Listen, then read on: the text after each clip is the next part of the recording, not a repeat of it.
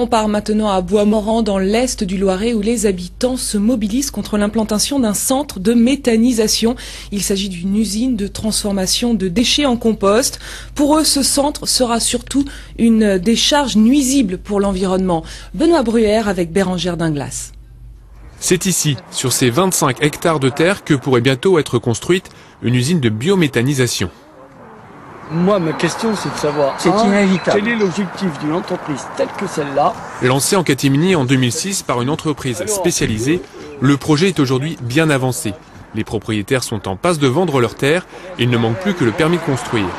Avertis tardivement, les habitants de Bois-Morand ne veulent pas entendre parler de cette usine. Nous sommes opposés déjà pour les nuisances olfactives, la détérioration du site, et puis les pollutions, bien sûr, pollution des nappes phréatiques, et également le non-regard sur ce qui sera enfoui sous terre. À proximité de l'autoroute A77 et de l'ancienne Nationale 7, ces terres sont situées à un carrefour stratégique.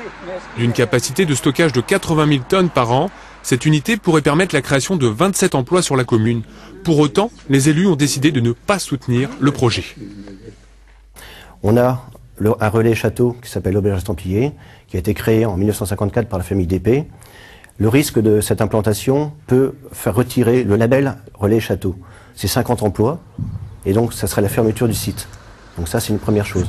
La deuxième chose, on a un risque de 20 à 30% de baisse de la valeur de l'immobilier. Dans cette lutte, les Bois-Morandais ont été rejoints par les habitants des communes voisines. Le dernier mot reviendra à la préfecture, seule habilitée à donner ou non l'autorisation administrative. Les travaux pourraient débuter premier semestre 2011.